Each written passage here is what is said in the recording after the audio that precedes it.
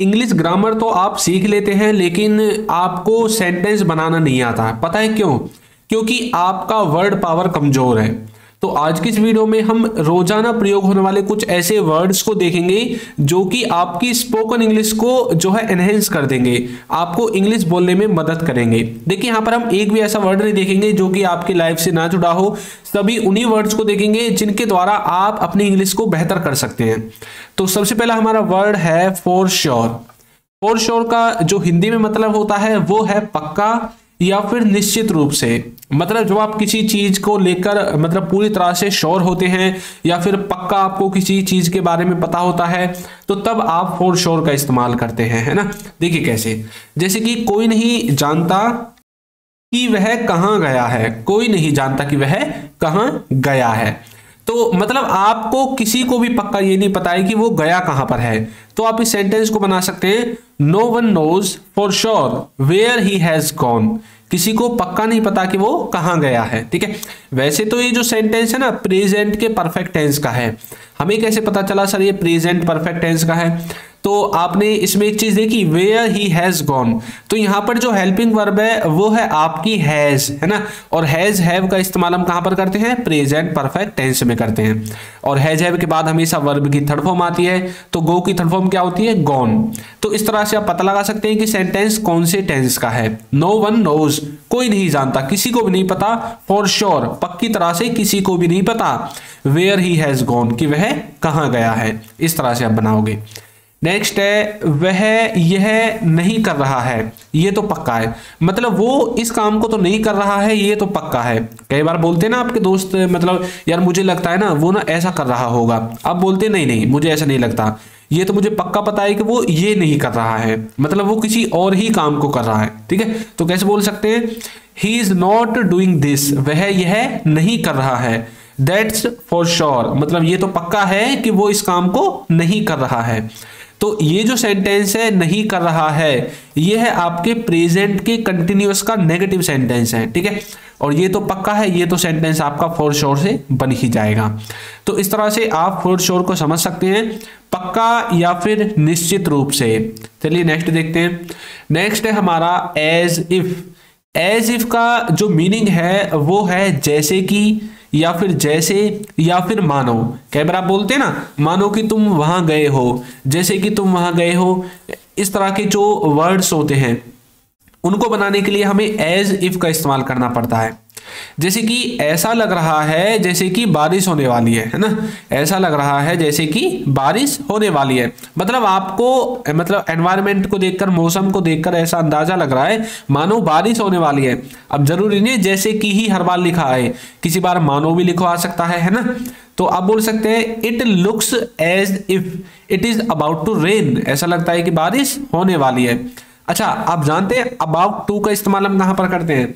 About to का मतलब होता है कि कोई काम होने वाला है, बस कोई काम होने वाला है प्रेजेंट में। और यदि पास्ट में लेकर जाना है तो कोई काम बस होने वाला था पास्ट में। इन दोनों ही सेंसेस में आप अबाउट टू का इस्तेमाल कर सकते हैं। ठीक है, तो ये जो सेंटेंस है ये आपकी एक पॉसिबिलिटी को दिखा रहा है। ऐसा लग रहा है, मतलब आपने आसपास का एनवायरनमेंट देखा और उसको देखकर आपको ऐसा लगा कि यार बादल हो रहे हैं, it is about to rain, मतलब शायद बारिश होने वाली है ना, इस तरह से। नेक्स्ट है आप मेरे साथ ऐसा व्यवहार करते हो मानो मैं तुम्हारा दुश्मन हूं। मतलब कई बार आप बोलते हैं ना अपने दोस्तों से, अपने फैमिली वाले मेंबर्स से, या फिर आपका जो भी करीबी है, कई बार आप उसकी भलाई करते रहते हैं और वो आपसे मतलब अच्छे से बातचीत नहीं करता, तो कई बार आप गुस्से में आकर बोल देते हैं आप मेरे साथ ऐसा व्यवहार करते हो जैसे मानो मैं तुम्हारा दुश्मन हूं। तो कैसे बोलोगे? यू ट्रीट मी, तुम मुझसे ऐसा व्यवहार करते हो एज इफ, मानो आई एम योर एनिमी, मैं तुम्हारा दुश्मन हूं, मुझसे ऐसा व्यवहार करते हो। ठीक है, तो एज इफ का मतलब है जैसे कि, जैसे, या फिर मानो। समझ में आ गया?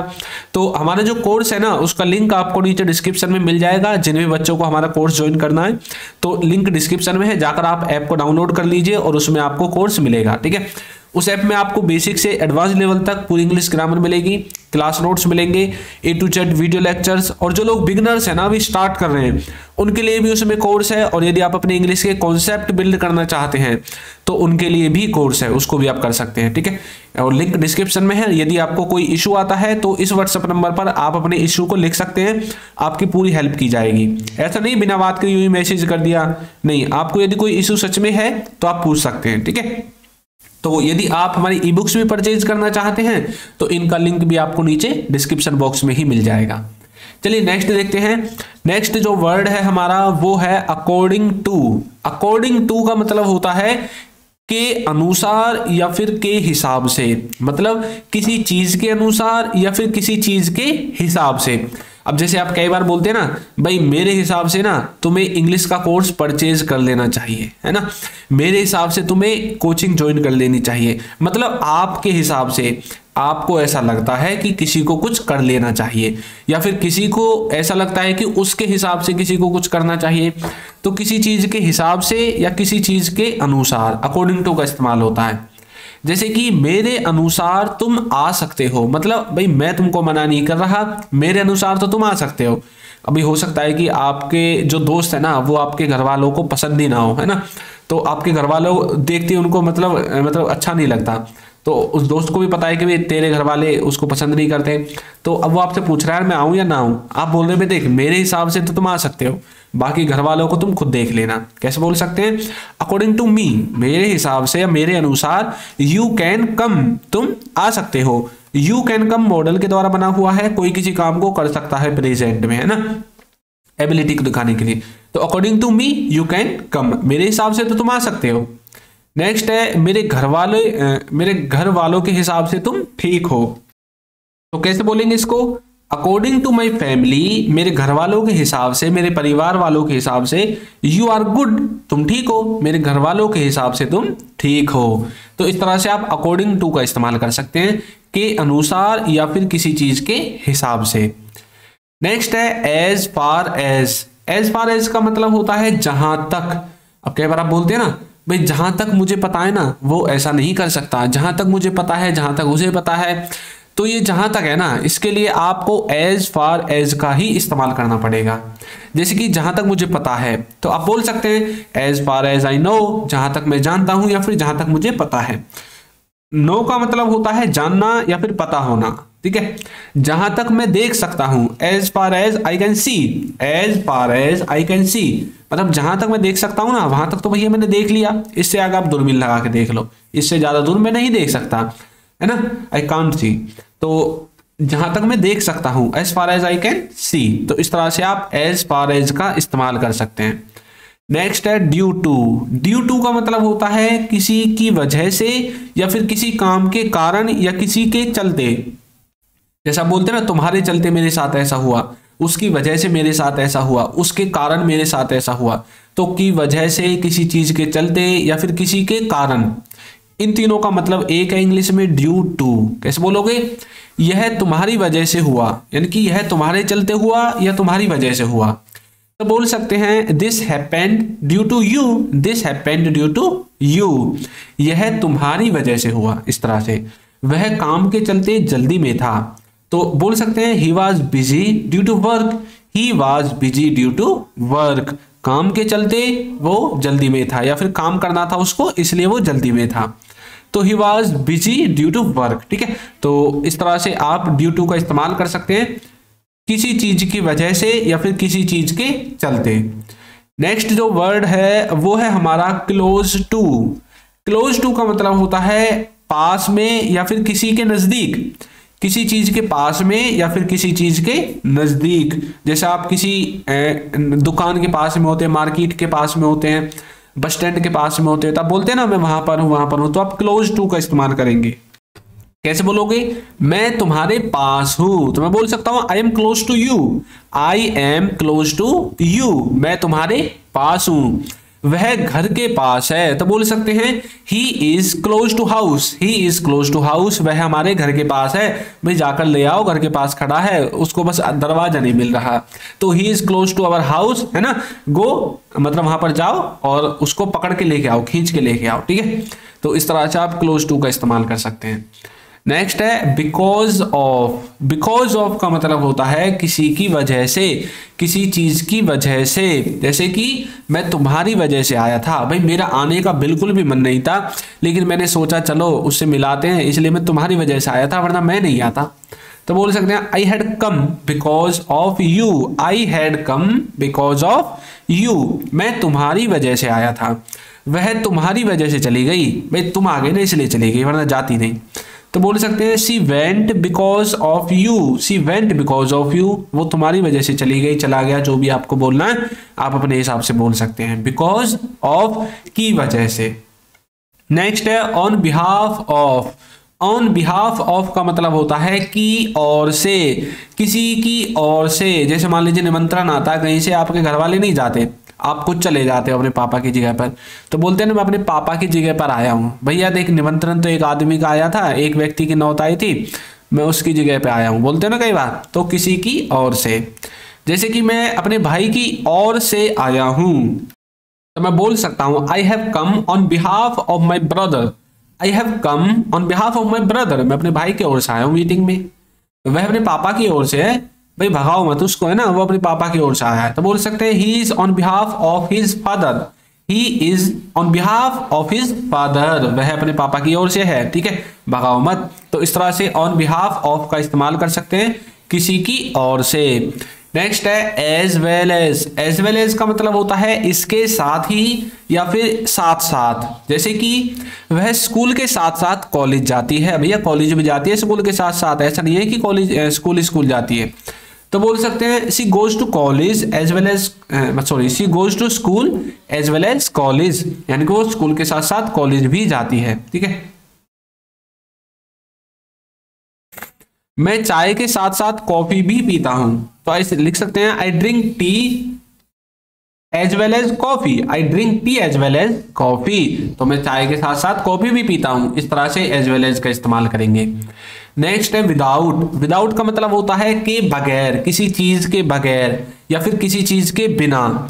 तो इन दोनों ही सेंसेस में आप विदाउट का इस्तेमाल कर सकते हैं। जैसे कि मैं उसके बिना नहीं रह सकता, तो मैं बोल सकता हूं आई, क्या लिख दिया मैंने, मैं उसके बिना नहीं रह सकता। अब देखिए यहाँ पर मैंने नॉट नहीं लगाया है ना, क्यों, क्योंकि हिंदी वाला सेंटेंस तो नेगेटिव में है और ये हमने नेगेटिव नहीं बनाया है, तो चलिए इसको नेगेटिव बना देते हैं। I can not live without her, मैं उसके बिना नहीं रह सकता। तो देखिए मैंने कैन के बाद नॉट लगा दिया है, तो जब आपको नेगेटिव सेंटेंस बनाना हो किसी को, तो आपकी जो हेल्पिंग वर्ब होगी या फिर जो मॉडल वर्ब होगी उसके बाद आपको नॉट लगा देना है, सेंटेंस बन जाएगा नेगेटिव। अच्छा, कुछ बच्चे सोच रहे होंगे सर आपने इसको मिलाकर क्यों लिख दिया कैन नॉट को एक साथ। तो देखिए कैन नॉट ऐसा है जिसको मिलाकर लिखते हैं एक साथ, बाकी और जितने भी होंगे उन सब में आपको स्पेस देना है। तो I can not live without her, मैं उसके बिना नहीं रह सकता। वह फोन के बिना नहीं आएगी, भैया फोन के बिना नहीं आएगी, फोन दो उसको। छोटे बच्चे होते हैं जैसे, तो वो रोने लगते हैं, आते नहीं है पास, तो फोन का जो थोड़ा सा वो दे देते हैं लालच, तो आ जाते हैं। तो बोल सकते हैं she will not come without phone, वह फोन के बिना नहीं आएगी, ठीक है, उसको फोन देना पड़ेगा। तो नेक्स्ट है विदिन। विदिन का मतलब होता है के अंदर, किसी चीज के अंदर। जैसे कि मैं 1 घंटे के अंदर आ जाऊंगा, तो मैं बोल सकता हूं I will come within 1 hour, I will come within 1 hour, मैं 1 घंटे के अंदर आ जाऊंगा। वह 10 मिनट के अंदर चला जाएगा, भाई ज्यादा मत बोलो उससे, वो 10 मिनट के अंदर खुद ही चला जाएगा। तो बोल सकते हैं he will go with in 10 minutes, he will go with in 10 minutes, वह 10 मिनट के अंदर चला जाएगा। तो इस तरह से आप विद इन का इस्तेमाल कर सकते हैं। अच्छा, एक आ गया वर्थ। वर्थ का मतलब होता है के लायक, किसी चीज के लायक। जब आपको ऐसे वर्ड्स बोलने हो ना कि भाई ये इस चीज के लायक है, मतलब मान लीजिए आपने कोई फ्लिपकार्ट से, अमेजोन से फोन खरीदा, ठीक है, और फोन खरीदने के बाद आपको क्या लगा कि भाई इसका जो प्राइस है ना उसके हिसाब से महंगा है, मतलब ये लायक नहीं है, वर्थ नहीं है उसके, है ना। तो कैसे बोल सकते हैं, ये 100 रुपए के लायक है, तो बोल सकते हैं इट इज वर्थ 100 RS, मतलब रेस, ठीक है, 100 रुपीज के लायक है। यह इसके लायक है, वह इसके लायक है, तो बोल सकते हैं that is worth for it, that is worth for it. तो इस तरह से वर्थ का आप इस्तेमाल कर सकते हैं किसी चीज के लायक। नेक्स्ट है अनटिल। अंटिल का मतलब होता है जब तक, अंटिल का मतलब होता है जब तक। जैसे कि रुको जब तक मैं वापस आऊं, मतलब यही रुके रहो जब तक मैं वापस आऊं।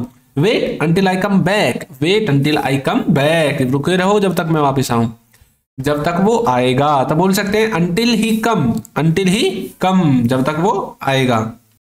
अच्छा, इस वाले सेंटेंस को ना आप दो तरह से बना सकते हैं। एक तो आप इसको प्रेजेंट इंडेफिनिट की तरह बना सकते हैं, और एक आप इसको विल के द्वारा भी बना सकते हैं। He will come, until he will come, जब तक वो आएगा, या फिर अंटिल ही कम्स, इस तरह से। ठीक है, पहले से मैं ऐसे नहीं लगा था तो वो मिस्टेक थी, तो यहाँ पर ऐसे लग सकता है कम्स, अंटिल ही कम्स। अच्छा, ये एस क्यों आया? क्योंकि थर्ड पर्सन के साथ जो वर्ब होगी उसमें एस या ई एस आता है। ठीक है, नेक्स्ट है टूवर्ड्स। टूवर्ड्स का मतलब होता है की और, किसी चीज की और, मतलब आप डायरेक्शन की बात करते हैं, किसी डायरेक्शन में जब आप जाते हैं तो आप टूवर्ड्स का इस्तेमाल करते हैं।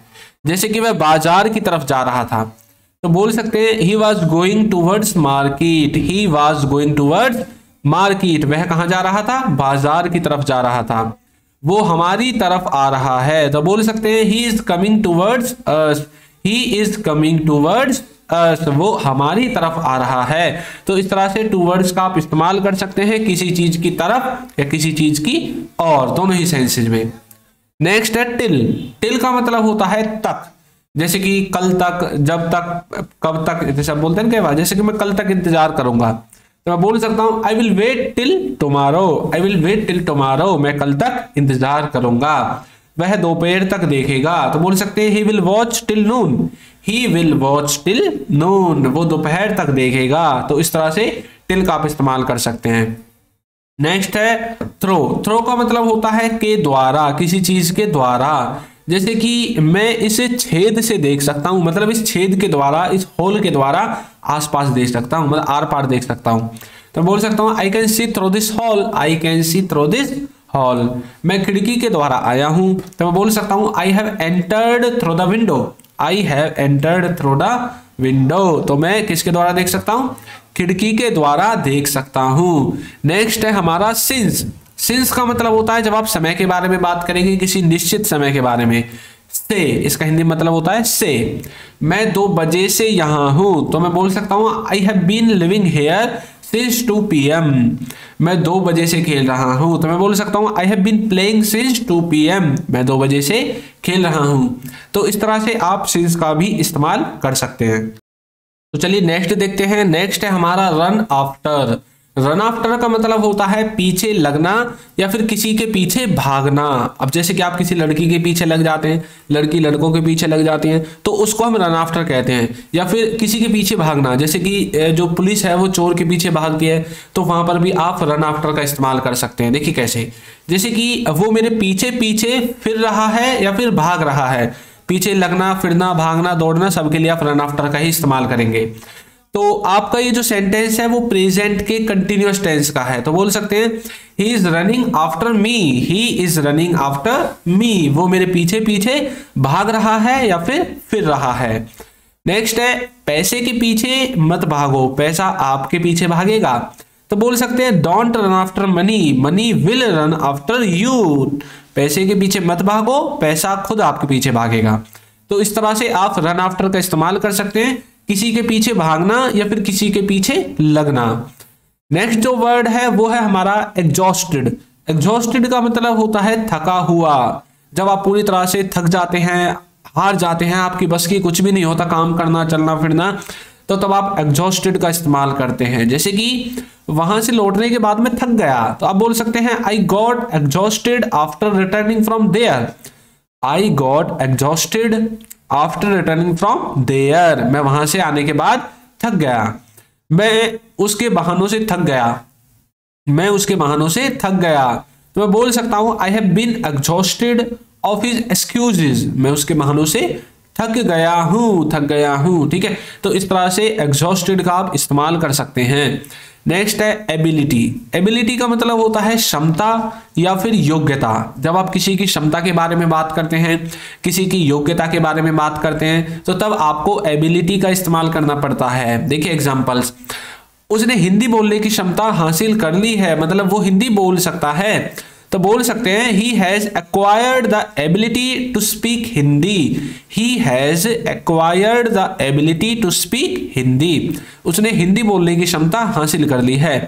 तुम में मेरा काम करने की योग्यता है। तो बोल सकते हैं you have the ability to do my work. You have the ability to do my work. तुम में मेरा काम करने की क्षमता है या फिर योग्यता है। तो इस तरह से आप एबिलिटी का इस्तेमाल कर सकते हैं, क्षमता या फिर योग्यता, इन दोनों ही सेंसेज में, ठीक है, जब आपको बताना हो। नेक्स्ट है एबनॉर्मल। अच्छा, एक होता है नॉर्मल, एक होता है एबनॉर्मल। नॉर्मल का तो मतलब होता है सामान्य, लेकिन जब एब लग जाएगा इसका आगे, एबनॉर्मल, तो मतलब असामान्य या फिर अनियमित, है ना, जो सामान्य ना हो, जो नियमित ना हो, उसको हम बोलते हैं एबनॉर्मल।